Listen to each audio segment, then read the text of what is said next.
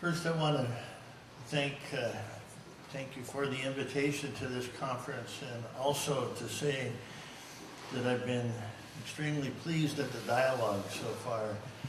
And one of the things I mentioned in our little group we had yesterday in the background, in the back of the room, while we're having our conversations about climate impacts, what I noticed was that it's not as if we're talking about the science of climate, but the reality of science, what we face every day. And I kept hearing that repeated back over and over again about the subtle changes that we all feel and see and live with. In this talk, I know it's mainly about health and welfare, but I'm going to come at it from a little different perspective. From the Tulalip tribes, we're located in Washington State, just about 30 miles north of Seattle. We're now considering ourselves somewhat of a suburb of Seattle. But we do have 6 miles of shoreline, marine shoreline, that's a part of our property. And about 4,500 tribal members. And our membership still practice the culture, and we still are reliant on the things of nature that support the culture. The problem is nature's changed. And if you look back at our tribe pre-contact, we lived in a watershed that has the mountains, the Cascade Mountains, as its starting point, the glaciers melting through the forest, down through the lowlands into the delta, and then out to marine water. And our people utilized all of that area and much more. In that, though, over time, what's happened is since contact and the arrival of all the people with all the different interests have completely changed our land, our landscape, to the point now that we're, as you know, we're living with climate impacts.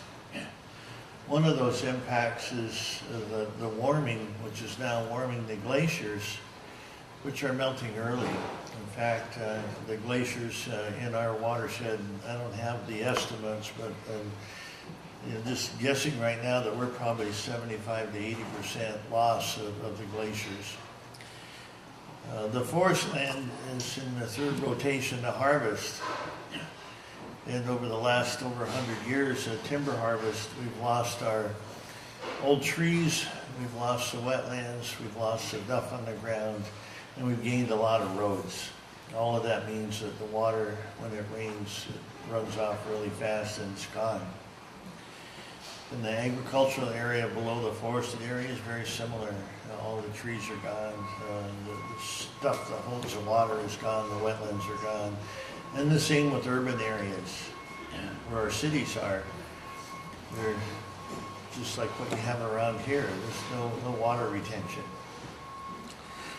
So what are we doing now, trying to understand that once living in this healthy landscape to now a landscape that's dysfunctional? How do we cope with that?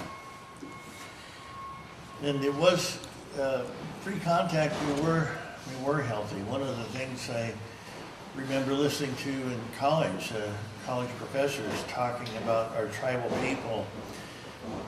For himself, he said one of the ways that he could articulate the wealth was the time we had to build and to carve and to do artwork and to do all the things, the basket making, those types of things that we took for granted as daily life, but were critical to us.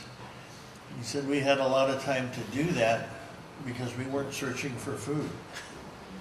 Everything we needed was right there at our feet. We had deer, we had elk, we had bear, we had mountain goat, and all the little creatures, all the birds.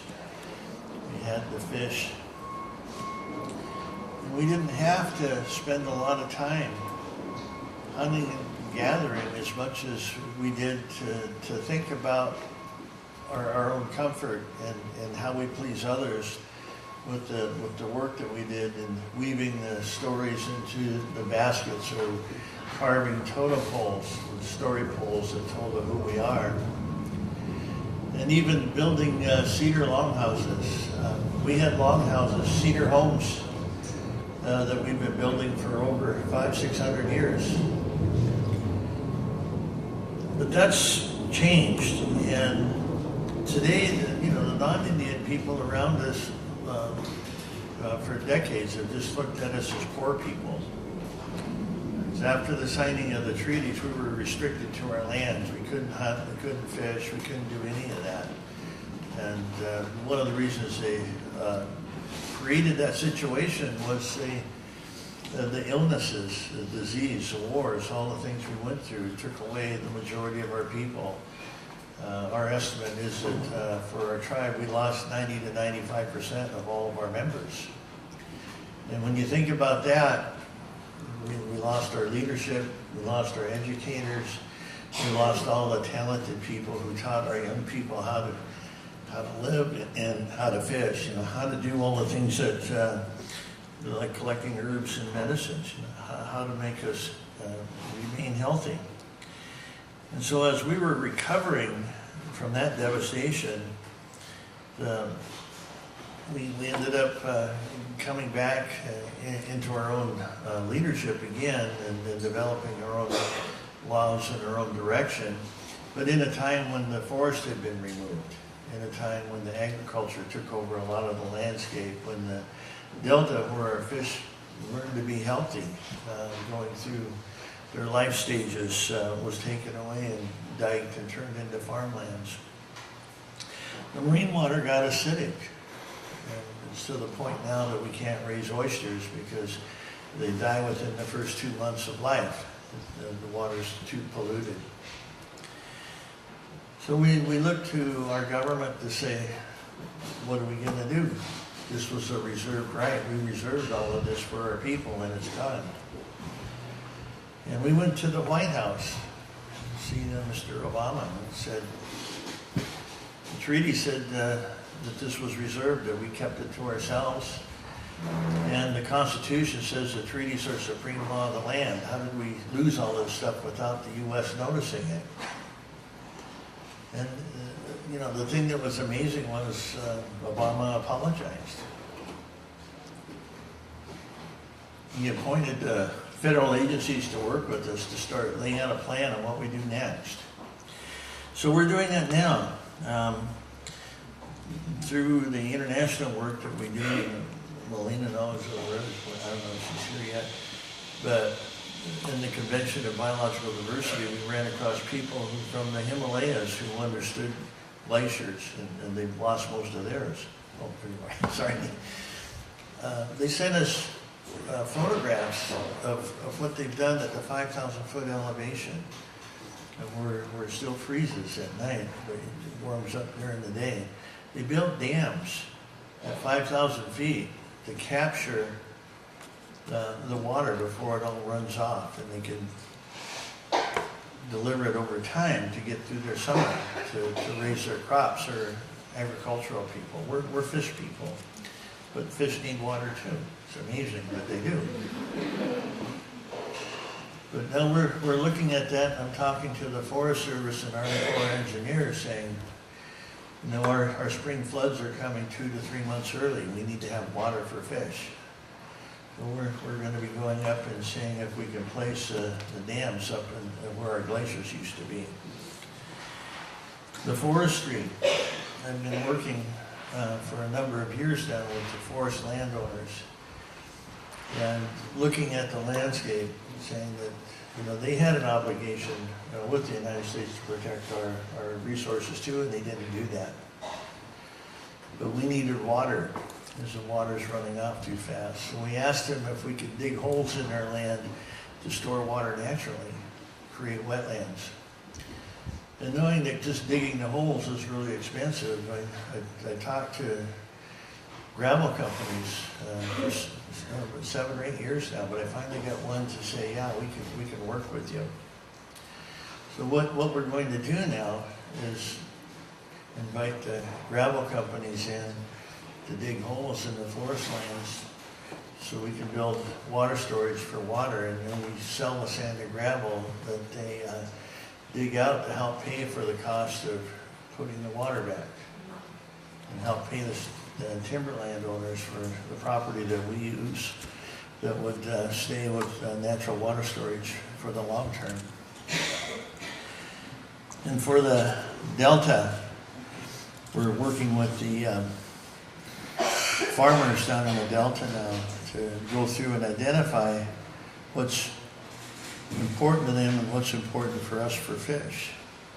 And just in the last year, we've had the farmers turn over 3,000 acres so we can put back in the wetland for fish.